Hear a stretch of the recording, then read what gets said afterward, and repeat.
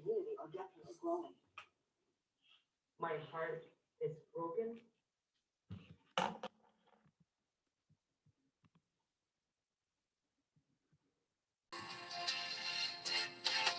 And the cat's in the cradle and the silver spoon. Little boy, little man on the phone. When you're coming home, Dad, I don't know when, but we'll get together then. You know we'll have a good time then.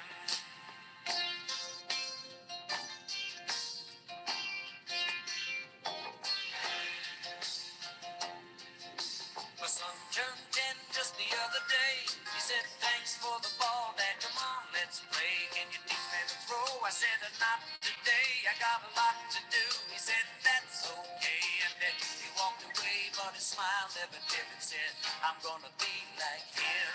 Yeah, you know I'm gonna be like him. And the cat's in the cradle and the silver spoon. Little boy, little man on the moon.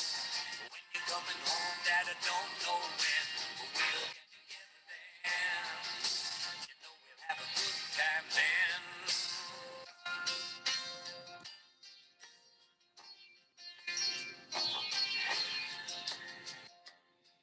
Well, he came from college just the other day. So much like a man, I just had to say, son, I'm proud of you. Can you sit for a while? He shook his head and he said with a smile, what I'd really like, Dad, is to borrow the car keys. See you later, can I have them, please? And the cat's in the cradle and the silver spoon. Little boy blue and the man on the moon. When you're coming home, son, I don't know when, but we'll get together then. Dad, you know we'll have a good time then.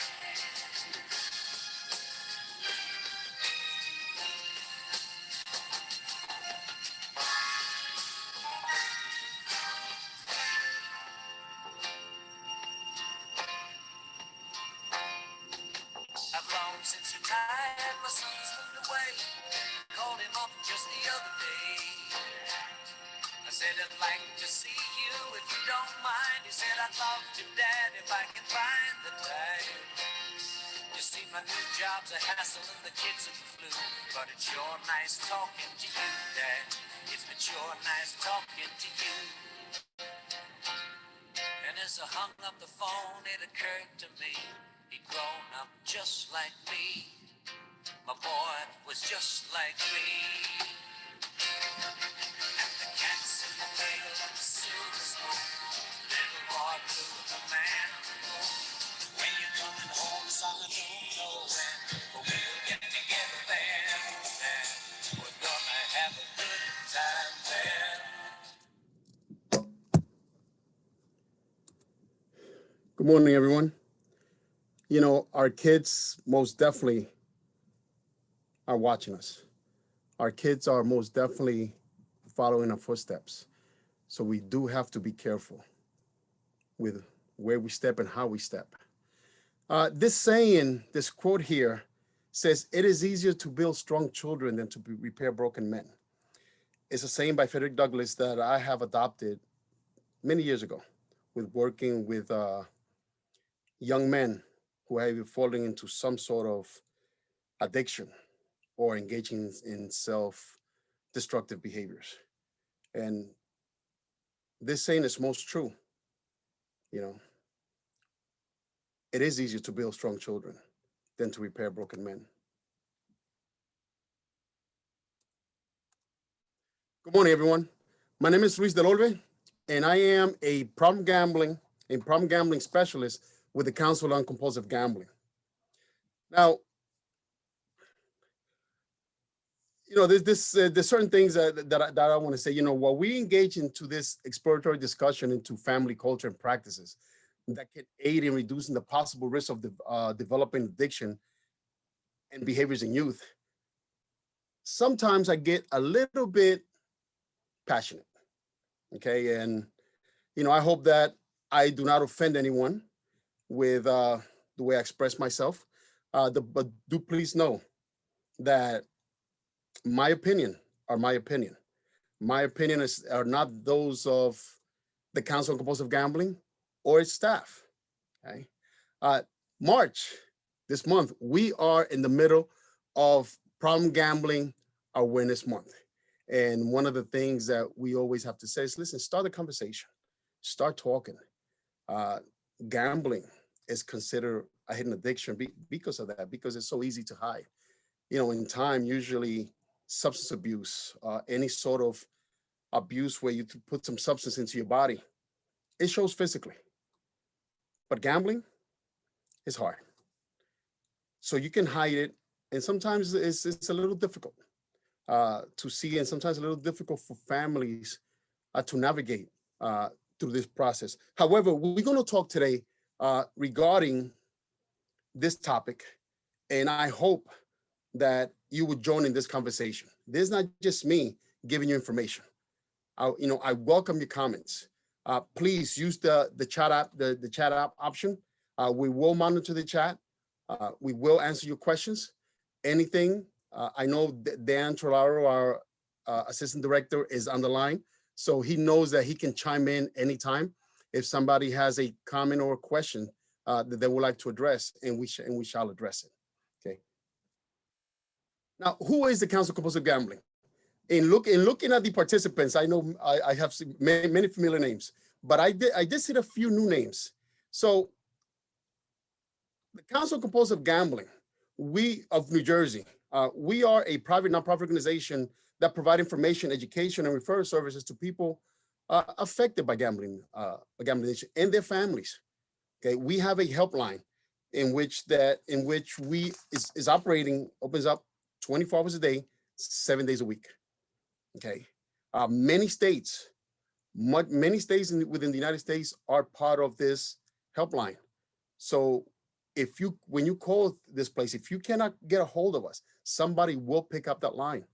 And of course, we welcome for you to contact us, write us, call us. Many of us are always on call, and anytime that somebody has a question, anytime that somebody needs referral, every time somebody needs information, we are there for you. Now, one thing that we would like to say is that the Council of Compulsive Gambling of New Jersey, we're not for or against gambling. Okay, like most people, we too believe that gambling is a form of entertainment. Okay, however, we are here for those individuals who fall within the problem gambling area. Okay, addiction. This is what we're going to talk about today. Hopefully, being able to prevent an addiction. How do we prevent? In my experience, prevention goes along the line with awareness. We want to bring awareness to a situation. If people are aware, it's a way for you to be able to avert certain things. If you have information, you might be able to avert certain situations, and you can make a better educated decision if you have the information. So addiction is a continued repetition of behavior despite adverse consequences. Okay. And when it comes to addiction, one of the, especially gambling, any sort of addiction, listen, addiction is a family disease. Okay, and we're going to talk about that a little later. Okay, one person may be addicted, but the entire family is affected by that addiction. Okay? Factors. These are factors that contribute to addiction. Okay. At least half of the individuals who are susceptible to drug addiction are linked to genetic factors. Usually someone in the family, just practice behavior. And we all know, those of us that are in this field, we all know that practice behavior is hard to break. So if we have someone within our family who is suffering through an addiction, okay, our risk of also going into that path is a whole lot higher. Mental illness. Listen, addiction and mental illness goes hand in hand. Okay, which one causes what? If I'm in treatment for gambling and I'm suffering another addiction, and remember, addiction is a mental disorder. Okay, it's a process disorder, it's a mental disorder. It disturbs our way of thinking, it disturbs our way. So it is mental illness. Home and social environment are crucial. are very important. And then this is one of the things that we are most definitely going to dig into in this discussion. Okay, addiction is both maintained, okay, and created by external factors, especially when it comes to the youth. Especially when it comes to the youth, because as I told you before, we're always being watched. As parents, as caregivers, we are always being interviewed by our children. Okay? Young people are under tremendous stress. And we all know that people exposed to a stress are more, they are more likely to develop addictions. Stress is most harmful. Okay? So we have to find ways, okay? We have to find ways to be able to alleviate those stress from our children. Trauma and abuse, Ms. Neva, the first Friday of this month, did a presentation on abuse. And Ms. Neva, thank you for joining us today. I saw your name also as a part of the participant. Trauma and abuse increase the risk of developing addiction. Okay. Most times people suffer trauma and abuse and they keep it in. It ferments. And oftentimes when that comes out, it comes out in a negative way. Okay, so being able to face the challenge of trauma, face and not just face, but be able to navigate through the stuff that we have lived through, of the stuff that we are living through, is very important. Okay, so that's another things that we're going to discuss. Now, youth, when it comes to the youth, there are many factors, risk factors that are associated with addiction. Like we said before, family history of addiction is definitely a contributing factor. Lack of parental supervision. I'm gonna say that again. Lack of parental supervision is crucial in preventing addiction in youth. Okay, we're going to talk about this. Having a lack of strong family bonds, not being able to have that support system, to have those positive support system in your side, is a very damaging factor. Okay, friends, listen, individuals begin addiction for many reasons.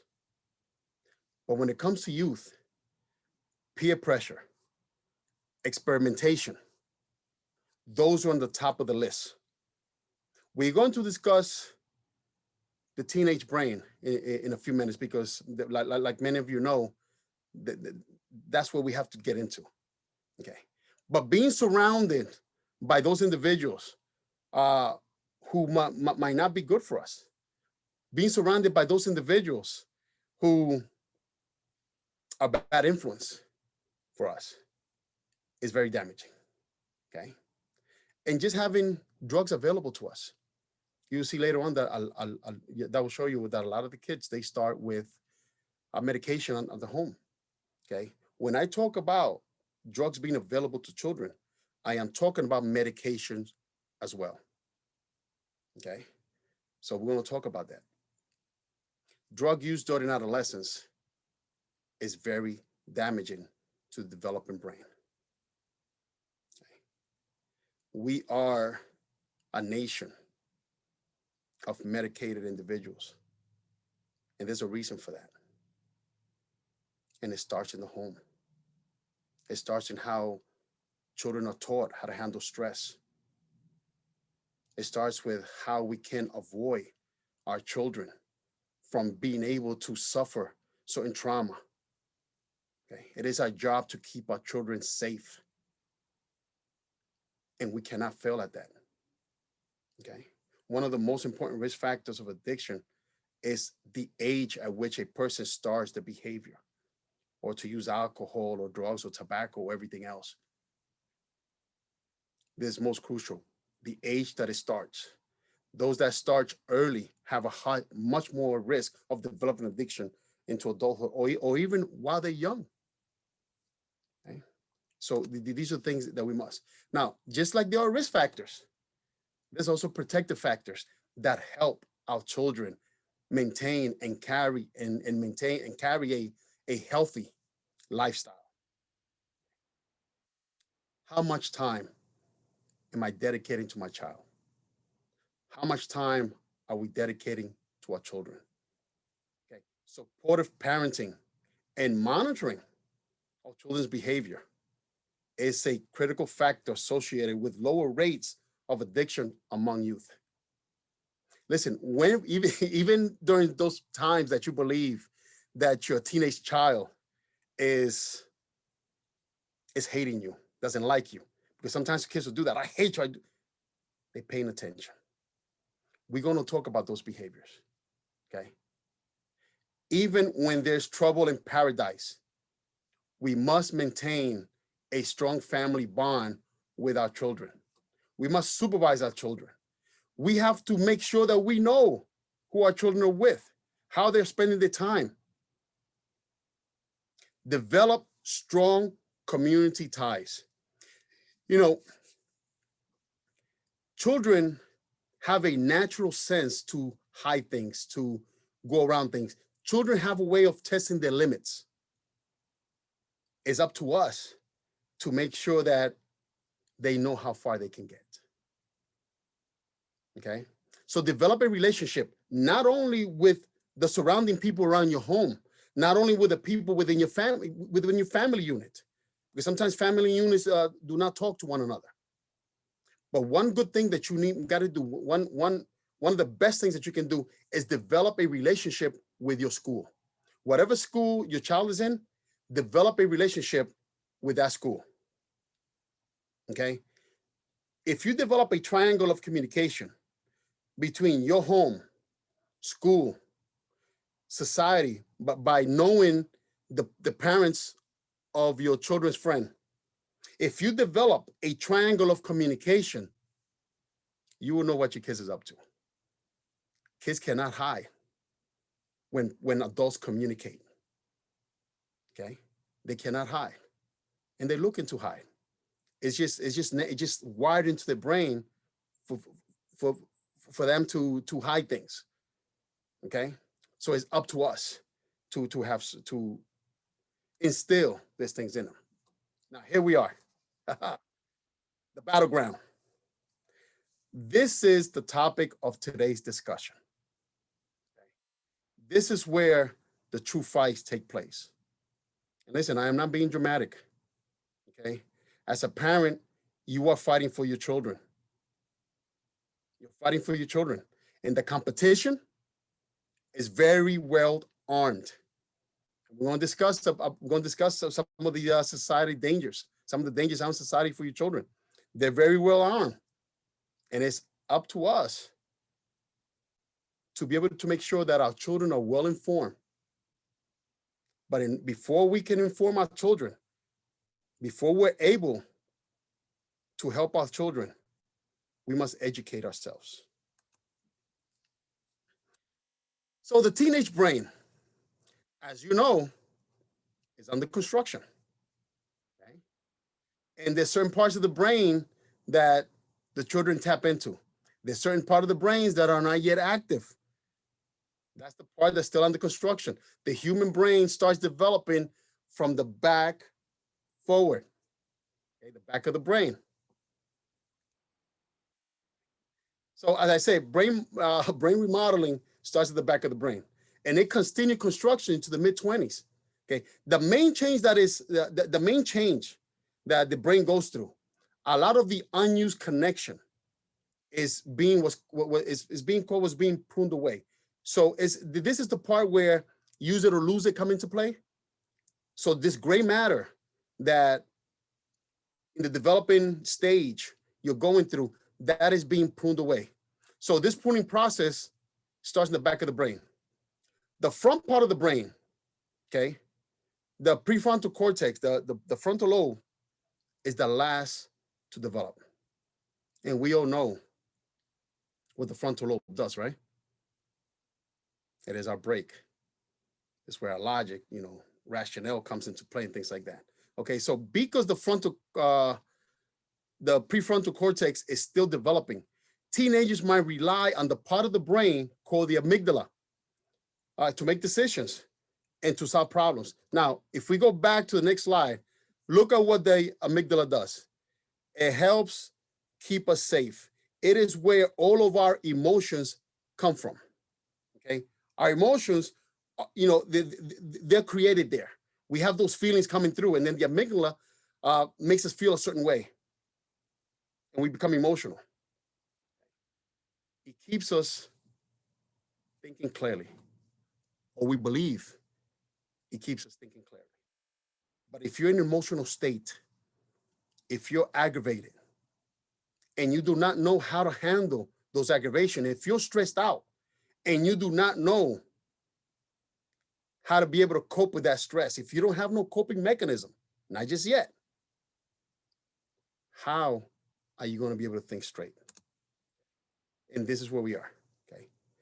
How teenagers spend their time is crucial to brain development, okay? This is crucial. And it is up to us to be able to guide our children through the right path in order to avoid them to fall into certain addiction.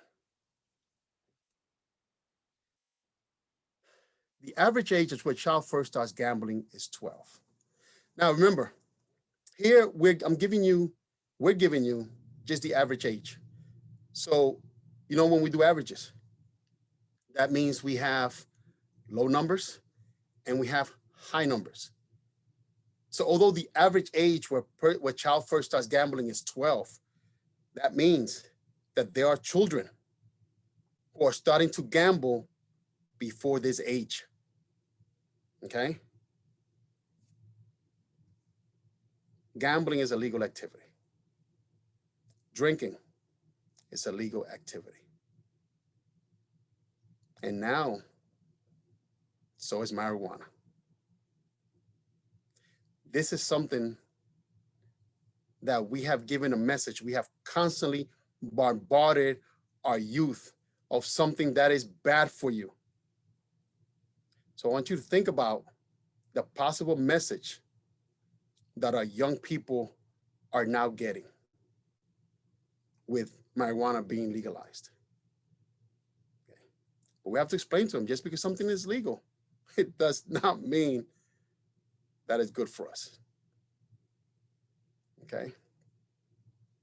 So in 2012, nearly 3/4 of students, 72%, more, and 72% tried alcohol.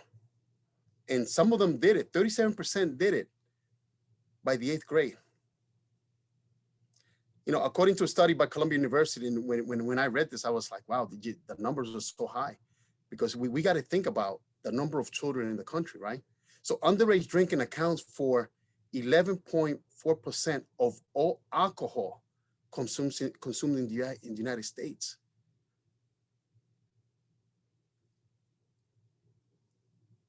Our children, our underage children, our children who still have brains that are developing, are consuming a lot of alcohol. And it's costing them their life. It's costing us a lot of grief. And just like gambling, as we here at the Council of Compulsive Gambling push forward, that it's a treatable disease. It's a disease that you do not have to suffer through. As you know, gambling has a very high rate of suicide attempts. 1 of every 4 gambler will try to commit suicide. So just think about this. The 3 leading causes of death for individuals 15 to 24 years old are automobile crashes, homicides, and suicide. And alcohol was a leading factor in all 3. These are death. These are tragedies. These are suffering that were avoidable. It's in our hands to do this. All right, when it comes to drugs, as I said before, most children every single study that's out there that you look for, the start of alcohol for the most part, the start of addiction for the most part, started with medication drugs and just stuff that kids find in their house. As you know, once upon a time, huffing and being able to get high off household chemicals was very big.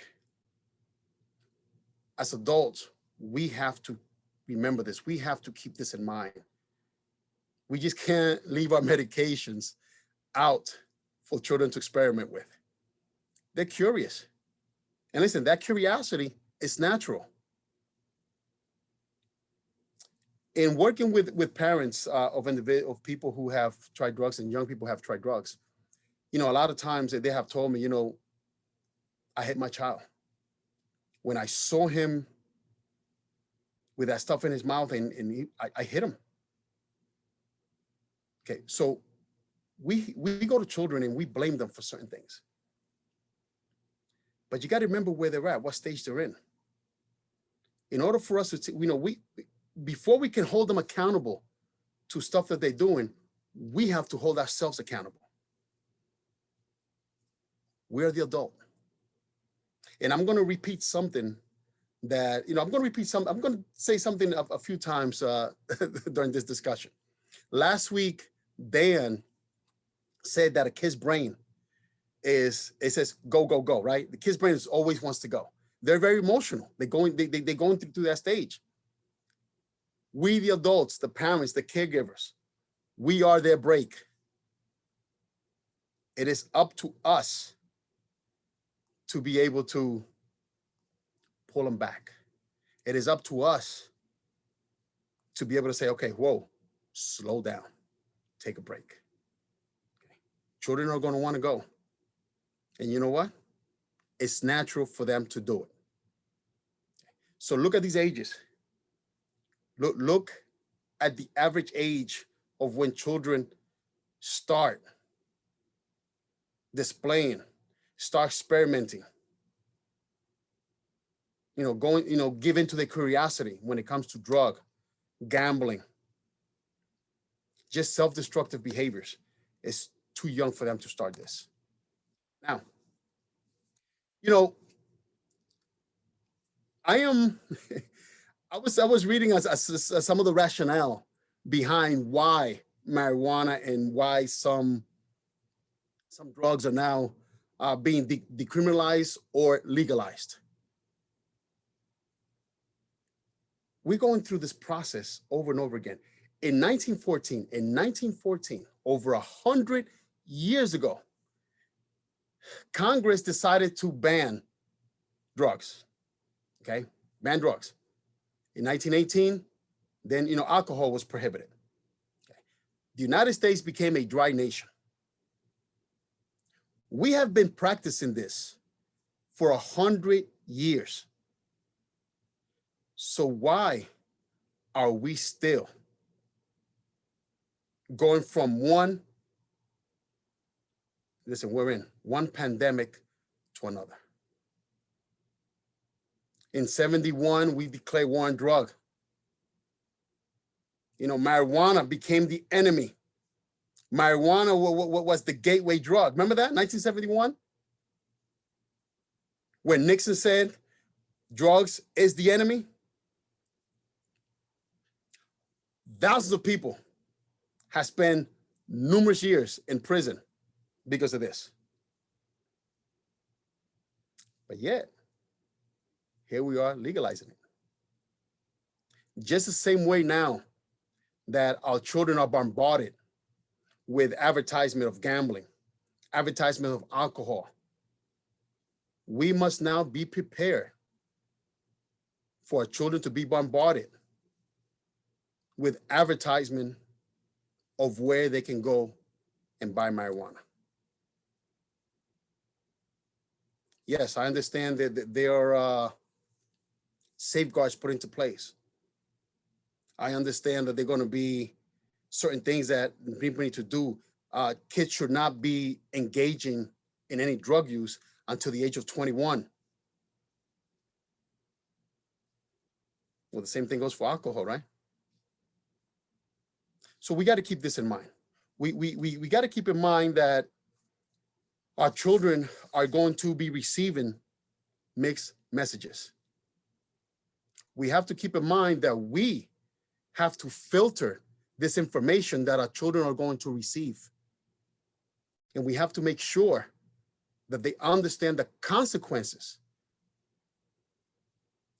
of engaging in self-destructive behavior.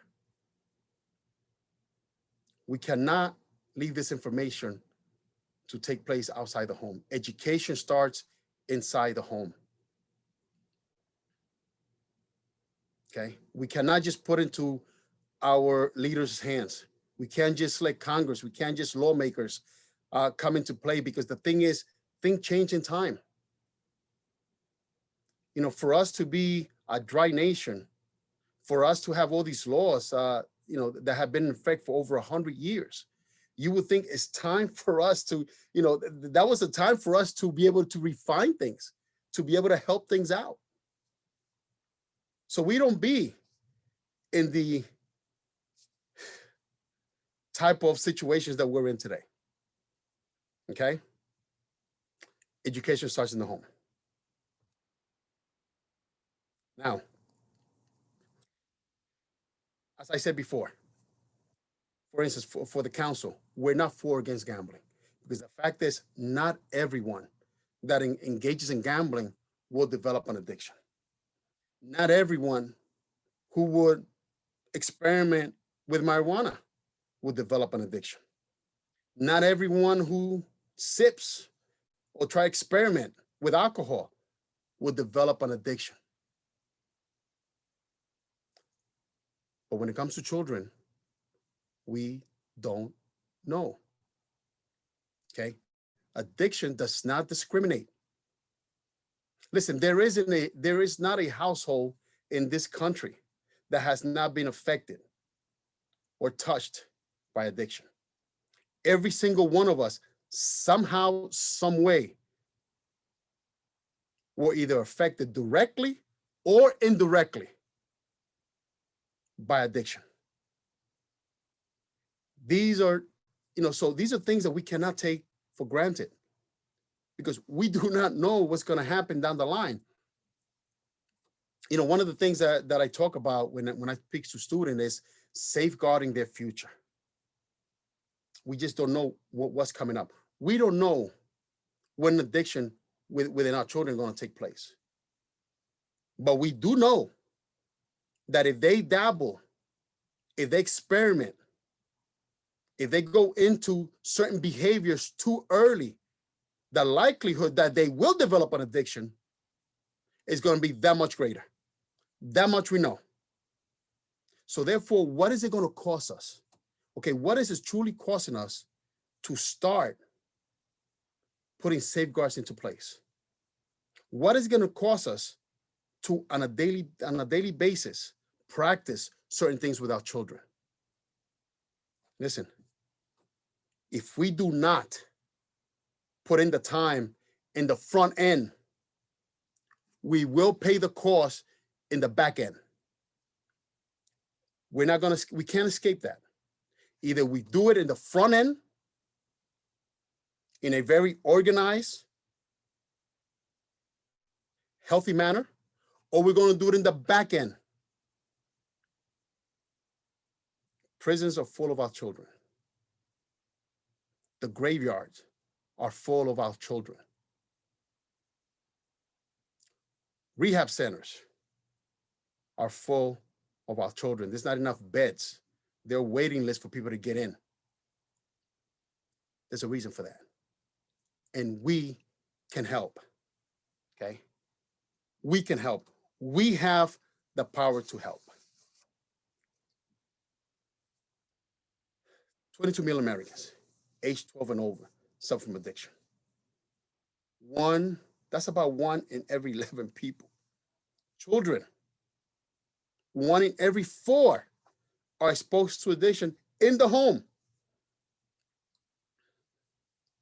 Now think about the population of the United States and think about how many people that is. Okay. In 2012, drug overdose was the leading cause of death among people 25 to 64.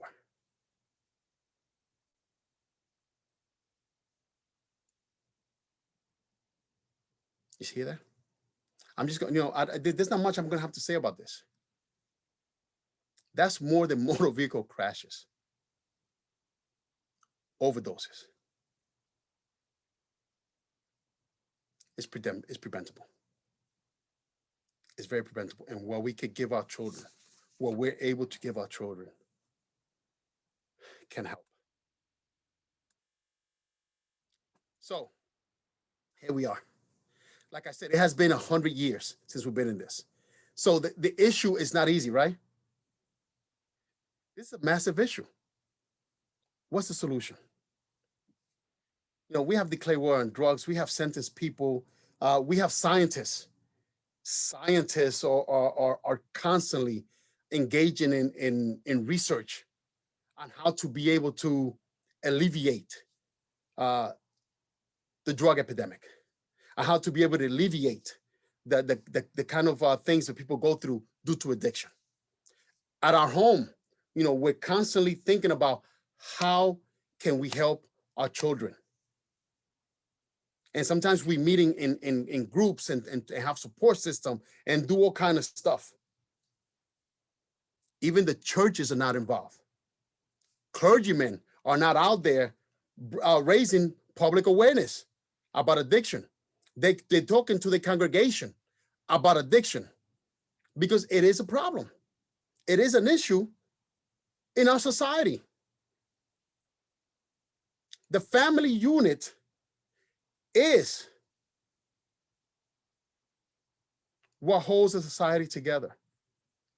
A healthy family unit, the society will thrive. An unhealthy family unit,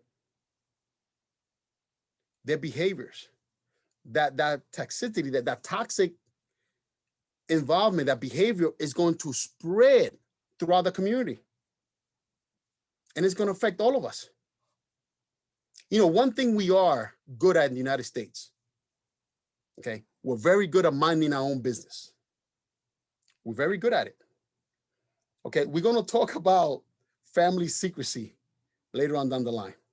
Okay, we're going to talk about that because that's important. So I ask you,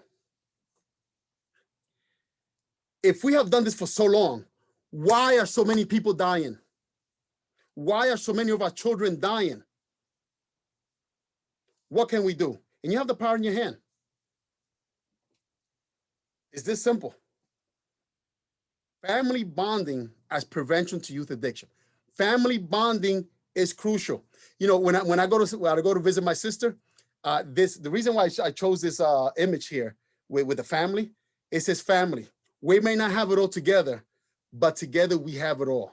Maintaining a strong family bond is very crucial. This is something that we need to do. Listen, this is the basic stuff. Let's get into basic. Okay? Parental, involvement in supportive parents, guardians, other caregivers, grandparents. We're going to talk about grandparents. Grandparents play a very important role in this. Okay? Grandparents can contribute to this. Okay? So family bonding. But listen, remember, while this helps, there's other things that do not help, right? And let me rephrase this. It's not just family bonding. It's healthy family bonding. Because sometimes we develop a family culture that is not healthy for our children. We let our children practice certain things that can lead them somewhere. I see children playing poker with their parents. Parents sit down to watch movies with their children. They're smoking or smoking hookah, because now people have the misconception that smoking hookah is healthier than smoking cigarettes. Yeah, adults, we think that this way.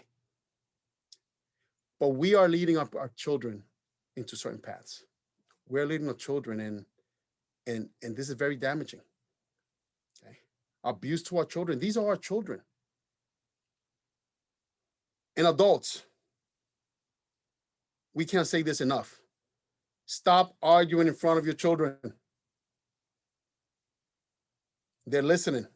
They're picking this up. Now, listen, family bonding is going to be different. You have the right to be able to, have whatever culture you have in your family. But as an adult, it's up to you to realize, what is healthy and what is not healthy for your children. Okay? We all have the power within our hands to prevent. Okay? Parental involvement is very important. Listen, communication. You have to communicate with your children. We cannot emphasize enough. Communication is crucial. Supervision. Get to know your children. You are the parent. Get to know the children. Know who their friends are. Know their friends' families. Know where they're going. Where are they? And another thing, we have to correct our children. Listen, correcting our children is part of loving our children. Letting your children do whatever they want, giving them freedom. The other day, I was listening to some report about raising free-range children. We let 11-year-olds do whatever they want because they know better. No, they don't. They don't know better. Okay, a 10-year-old child who is demonstrating high intelligence is still an 11-year-old child. They still have to process it. The brain is still under construction. Okay? The environment is very important. Like I said before, keep track of your medication. Monitoring technology. Some of our children are staying up all night on their phones, on the computer. They're buying stuff on the internet. Okay? They're gambling on the internet. They're playing games that's leading them into a path that you don't want them to go. That's a fact. You need to establish rules. And I'm talking about establish rules within your family unit. And they got to have very firm and clear consequences. I'm not talking about establishing a dictatorship within your home, okay? Because you also have to provide a supportive environment. And always be a parent. Hey, listen, and there's something I say, a lot of people, and sometimes when I say this, a lot of parents, they take it wrong. But as a parent, okay, listen to this. As a parent, you would not be able to become friends with your children. I had a mom who once told me that her 9-year-old daughter was her best friend. Okay. Sometimes we could have this sort of thinking, and we this sort of thinking, we just sort of just indulge it. But no. You're not your child's best friend. You are their parent. Now, in time, when your children get it, when they understand, they will become your friend. Yes. There are children who are right now, and I'm talking about adult children who are right now having great relationship with their parents as friends. But there was a process. A process had to go through. When it's time for you to discipline your child, when it's time for you to set rules, if that child is your best friend, you're going to have a hard time being able to maintain that discipline. Okay. Also, as a parent, like I said, do not establish dictatorship within your home. Okay. Don't threaten, don't explode. But also don't give in to aggression. A child is going to get in. I have seen children get into the parent's face. You are the parent. Do not give in to aggressive behavior. Do not give in to tantrums. Don't. They're testing their limits. They're testing the water.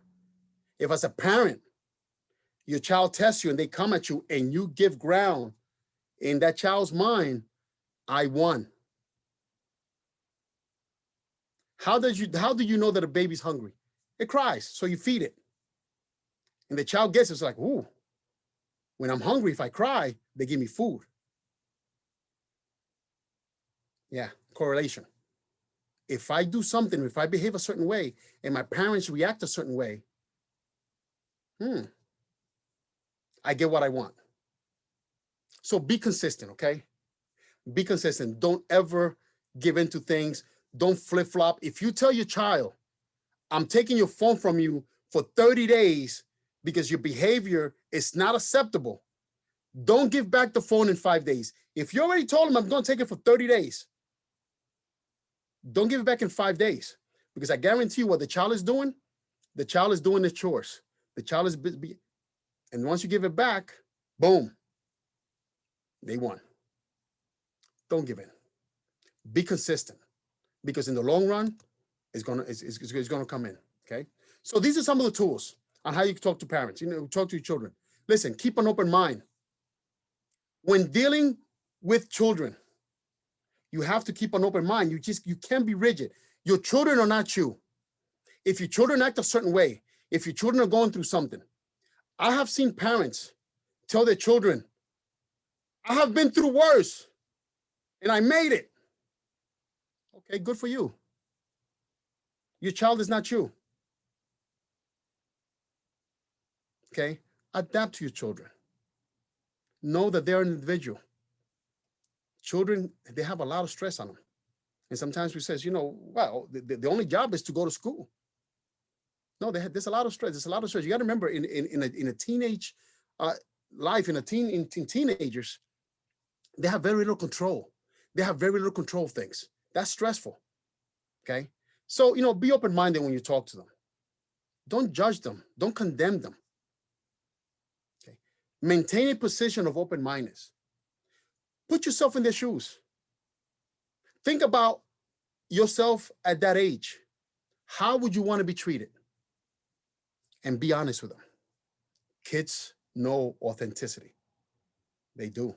Remember, they've been studying you all their life. All their life, they've been studying you. They know when you're being honest. Okay? Don't shame them because of what they did. Don't treat them with, don't throw anger at them. Okay? Stick to the facts. Sometimes sometimes parents tend to exaggerate. Don't do that, because kids are going to see it as you being unjust. Being unjust to a child is very damaging. Don't lecture. Okay? A lot of kids, when you lecture to them, when you're coming at them, they're going to pull back. They're going to shut down. Okay? Don't come up. Sometimes parents, they get into a position where the kids challenge them, and then they get fed up because they don't know how to come at the child. So they come up with, because I am the parent and I said so. That is the conversation.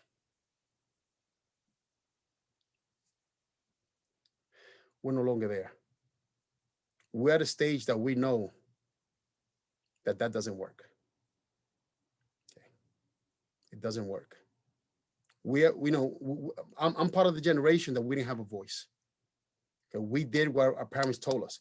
We spoke when we were spoken to. And a lot of us feel that we didn't have a voice. And now some of us are parents, and we want to get away from what our parents did because we think we're going to do it better. Okay? So don't pull that rank. And of course, watch your body language. Watch your facial expression. If you see, if you're talking to your child, sit down. Because, people standing up that are going through a difficult situation, they get to be defensive. So sitting down sometimes tends to calm you. You're both at the same level. You're not towering over your children, over your child as you're talking to them. What you're doing, you're sitting down, here I am. Okay? Remember, their brain is not fully developed yet. So when parents try to talk at their child, they're trying to reason with them, they're trying to give them logic. And sometimes you tell you, don't you understand? No, they don't. Because they're not processing the information that you're giving them the same way, that you're putting it out. Take in mind what the mind is going through right now. Take in mind what they're going through right now. So come down to their level in such a way where you use words that they understand, where you use situations that they can understand. You know your child. No one knows your child better than you. So know that. Okay. Okay. Other common tips is be vulnerable.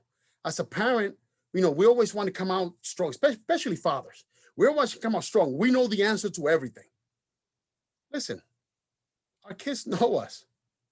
There's nothing wrong with letting your kid know what your fears are, or letting them know that you're worried about them. I mean, if it's not just about them, it could be about something else. Just, be vulnerable. It's not going to hurt you in the long run. It's actually going to help you. Expressing your fears to your child does not make you weak. And it can actually help in the bonding process. Okay, have faith in the process. Know that, listen, trust the process. Do the best that you can and trust the process. And watch our words. Watch how we express ourselves with our children. Okay. Avoid using words that that can be misinterpreted. Okay, you use words that your child can understand. And let's not just punish our children when they do bad. Just praise them when they do good. Praising can be a good feeling, but praises is a whole lot different thing. But praise your child when they earn them. Don't just give them stuff just because they give it to them. Truth and facts. Stick to the truth and facts. There is a fine line between omission and deception. Don't let your kid catch you in a lie, because you are going to lose that foothold that you have. So be truthful, be upfront. Okay? Listen here for a minute. And then this is the opportunity. If anyone has any questions, any comments, this is the opportunity for us to bring in. Okay, because we want to sit here and want to talk about what we just discussed. Some of you may ask, how long do these turbulent teenage years and behavior will last? That depends on the work that you put in the front. Okay, but if your teenager is in that stage for a little too long, then go out and get help. Okay, some turbulent years last for years. If your child is going through stuff, try to get help. So now, real quick, because I know my time is short. One of the things that I want to talk about is codependency. Okay, and codependency in the family unit is the perfect example. Is the family unit. Okay, so here we go. Let's just say we have a family member who is suffering from addiction, and that person's life revolves around that behavior or that substance. Well, you got to remember, that person is not alone. That person is part of your family unit. So now that person's life revolves around that substance or that behavior. And those people that are in the family unit, their life revolves around the individual whose life revolves around the behavior or substance.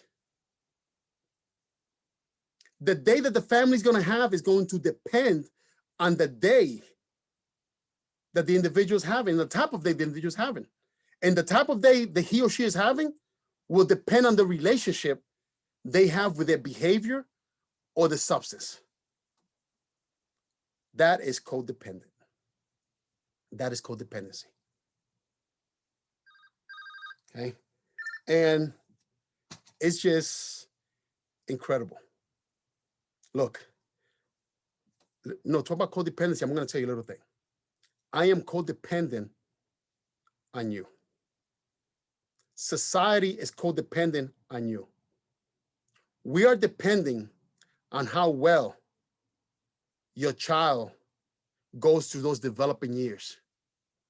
Because depending on how well that child, your child goes through those years,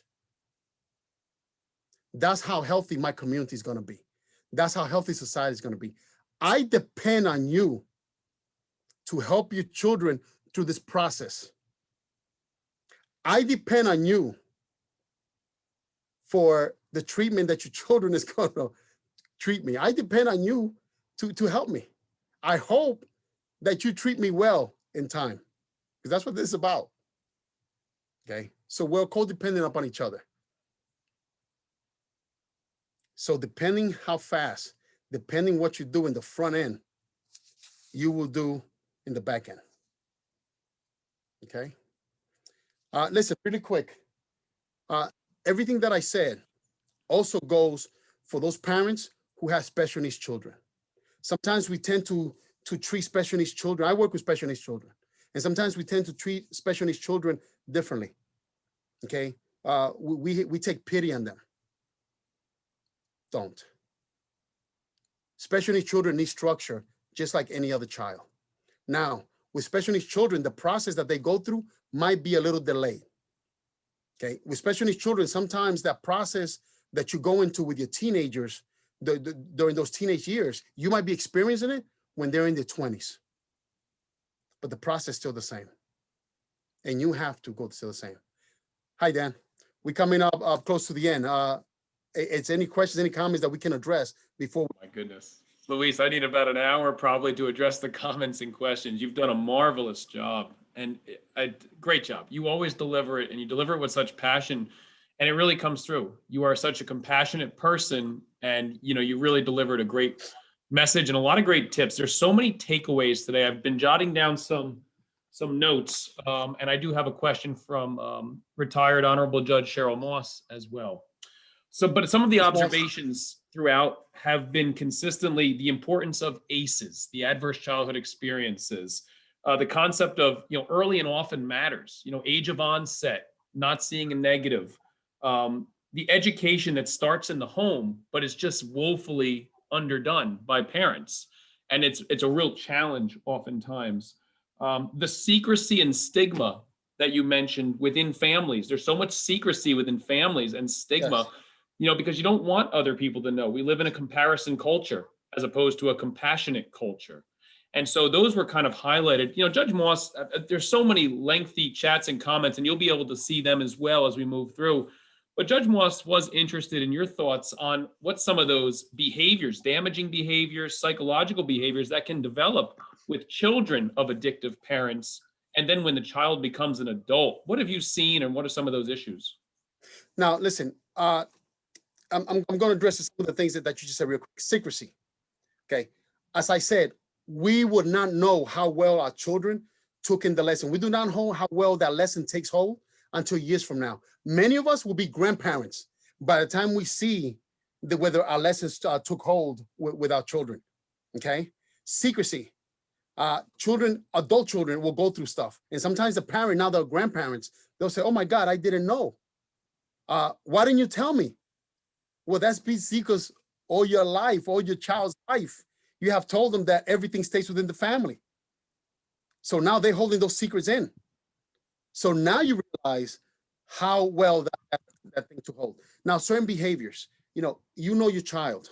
If you see certain things, your child's behavior is changing. And they're going to go through certain changes. But some changes, they last too long, they can be damaging. Sometimes your A and B student is now getting failing grades. There's a reason for that. Children who are always in fear of their parents, they will not talk to their parents. We are raising children, and sooner or later in time, they're going to be defined as the okay generation. Kids come in and the parents will say, how you doing? I'm okay. And they keep going. Okay. Engage your children in conversation. Those behaviors will self-direct if you're able to manage them properly. Okay. And remember, the whole key is that your kids are not going to be with you forever. Sooner or later, they will watch out on their own, and you hope they have enough tools where they're going to be able to cope with a lot of the stuff that they're coping. I don't know if I answers your question. It was a lot coming in. I'm trying to keep track of it. And what I've done, Luis, is in the chat, I've sent to all the attendees your email address. I have a sense that you're going to be quite busy the next several days fielding questions and comments, requests for the work presentation, and just some basic housekeeping as we wrap up. This recording will be made available on our website, so you can go back and rewatch. This was chock full of content. There's so much to take away and digest. I plan on watching this a second time and taking notes, because I was reading the chat so much that there's a lot of great takeaways. Your images were great. You did a great job of using the imagery along with the words, and it really brought it together beautifully. Ask everyone to reach out to Luis at 800gambler.org. Certificates will be coming out to you by early next week for one continuing education credit. And Luis, well done. Thank you again, as always. And we wish everyone a wonderful weekend. And remember, it's Problem Gambling Awareness Month. If you or someone you know has a gambling problem, call 800-GAMBLER. We offer support, treatment, and hope 24 hours a day, 7 days a week. Have that conversation. Talk to your kids. Talk to your friends and loved ones if you think they have a gambling problem, and reach out to us. We're happy to direct you in the right direction. Luis, well done. Dan, thank you very much. Everyone, thank you very much for your time today. Thank you for your comments. I will review these comments, and I will get back at people, whenever possible. But thank you, everyone, and have a great weekend. Take care. Thanks again. Bye-bye all.